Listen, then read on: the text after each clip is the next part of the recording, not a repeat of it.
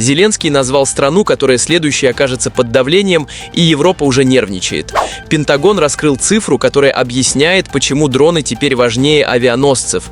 Трамп признался, почему не тронул иранскую армию и что за этим скрывается на самом деле. Всем привет! Пока другие гадают, мы разбираемся. Медиашот в эфире. С вами Александр. Погнали! Зеленский снова вышел в эфир. И на этот раз не просто с отчетом о фронте. Он публично назвал следующую цель Москвы. По его версии, это Армения. Но давайте разберемся, что за этим скрывается на самом деле. Смотрите на картину целиком. Киев давно говорит: конфликт – не локальная история. Это системная экспансия. И теперь Зеленский подкрепляет это конкретикой. Россия могла бы давно завершить эту войну миром, но сама выбирает затягивание и расширение конфликта. Теперь она угрожает и другим соседним странам. Гораздо откровеннее, чем раньше. Каждый сосед России услышал слова о том, что Армения — единственная страна, которая имеет право и будет выбирать будущее для своей страны. И то, что Россия говорит об Армении, на самом деле касается не только ее.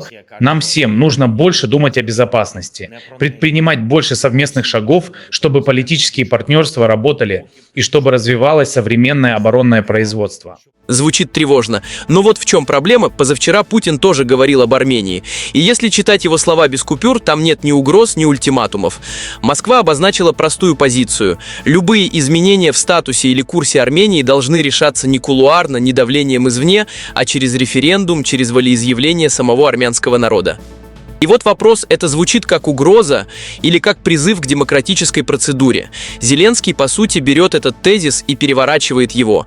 Призыв к референдуму превращается в его риторике в сигнал агрессии. Муха становится слоном. И этот слон немедленно отправляется в Брюссель, как аргумент для новых траншей и политической консолидации вокруг Киева. Дальше список. Армения, Молдова, Балтия, Азербайджан, Грузия.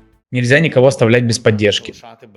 Европа не имеет права потерять ни один из народов, ни одну из стран. Нужно поддерживать Армению, нужно поддерживать Молдову, страны Балтии, нужно поддерживать Азербайджан. Нужно находить способы поддерживать их. Защита народа Грузии — это общая задача Европы. Нельзя никого терять. 5 направлений – фактически карта уязвимых точек, красиво упакованная, политически удобная. Но если смотреть трезво, каждая из этих стран сама определяет свой курс. Армения ведет переговоры с ЕС, Грузия со своим правительством и своей улицей. Азербайджан вообще проводит абсолютно независимую внешнюю политику. Зеленский записывает их всех в одну колонку, под угрозой. Удобно, потому что чем длиннее список угроз, тем весомее запрос на поддержку. Параллельно Киев не только говорит, он действует. Зеленский провел закрытое совещание с Будановым, Умеровым и Шмыгалем. Буданов – разведка, Умеров – оборона, Шмыгаль – правительство. 3 ключевые фигуры в одной комнате. Сегодня я провел совещание с Будановым, Умеровым, Шмыгалем. Мы стараемся активизировать все каналы коммуникации с Соединенными Штатами Америки. Мы рассчитываем на визиты и переговоры на уровне руководства. Мы постоянно обсуждаем это.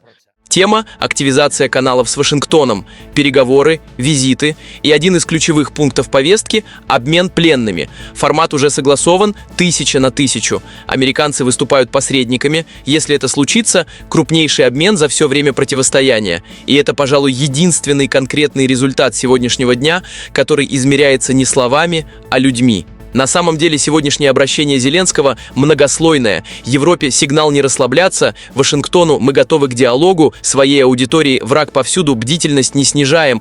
Вопрос в другом. Где заканчивается реальная угроза и начинается политическая риторика? Ответ на этот вопрос каждый из вас найдет сам, если смотреть на факты, а не на упаковку. Саммит «Диалог Шангри-Ла» — это не просто площадка для речей, это место, где военные и политики говорят то, что обычно остается за закрытыми дверями. И Пит Хексет воспользовался этим по максимуму. Первое. Ормузский пролив. Блокада не снята. Хексет говорит об этом прямо. Блокада по-прежнему действует. Ормузский пролив упоминался довольно часто. И обычно, после того, как мы разъясняли ситуацию, страны убеждались, что американская сторона учитывает этот фактор как и с самого начала. Пролив – это около 20% мирового нефтяного транзита, каждый день блокады – это давление на Тегеран. И Вашингтон не собирается его снимать до получения конкретных гарантий. Основная нагрузка легла на плечи США, особенно в том, что касается блокады, которая была жесткой и, откровенно говоря, оказала реальное давление на Иран.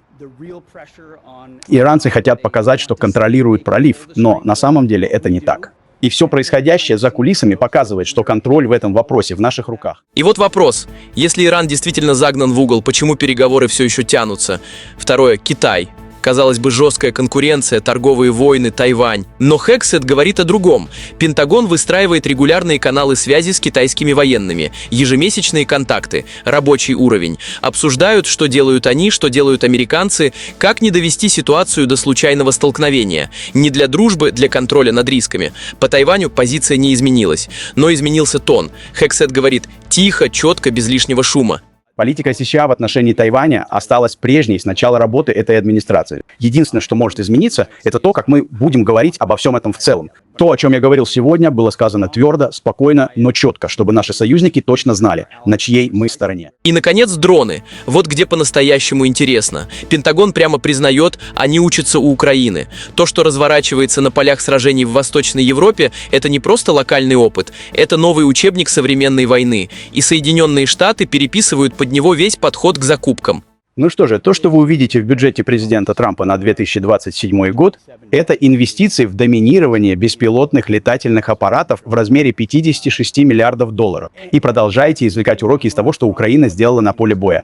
Дело не в наличии совершенных систем, а в возможности их расширения. IT-технологии быстро масштабируются, адаптируясь неделя за неделей. Я имею в виду, что именно так быстро адаптируются технологии беспилотных летательных аппаратов. 56 миллиардов долларов. Не на один супердорогой самолет, а на массовое, быстрое, адаптивное производство беспилотников. В итоге Пентагон делает ставку не на единичное превосходство, а на конвейер. Потому что именно конвейер, как показала Украина, решает исход на поле боя. Трамп дал интервью прямо из Белого дома. И это не протокольное выступление, это разбор полетов от человека, который считает себя победителем.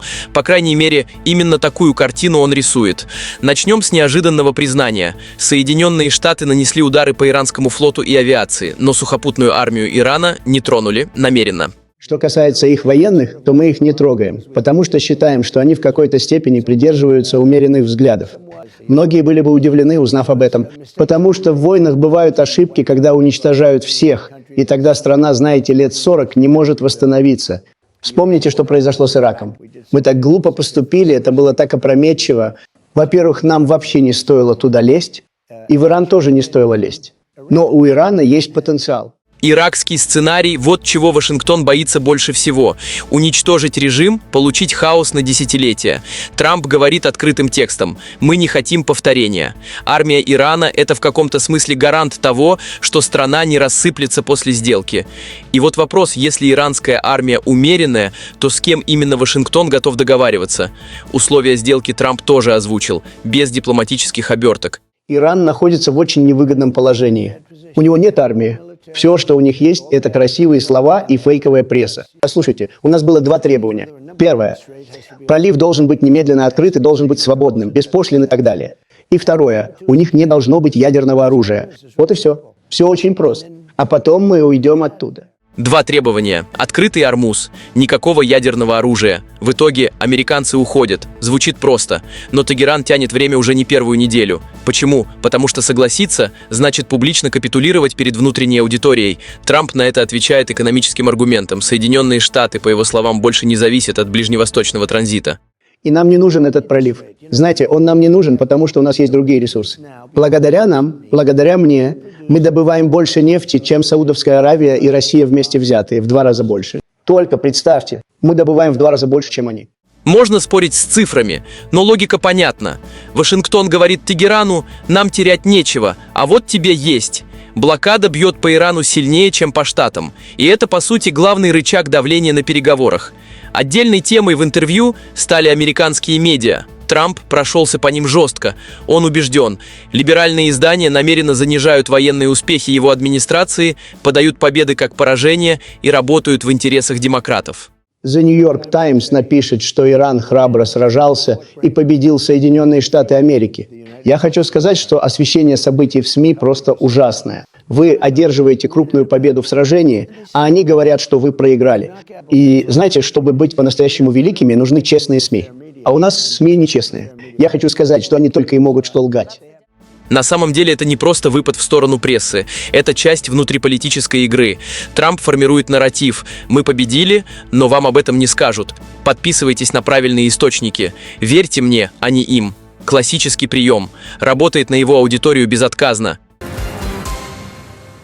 3 новости, 3 разных угла, но по сути одна картина. Зеленский ищет союзников там, где их еще нет. Пентагон учится у Украины быстрее, чем Украина успевает это осознать.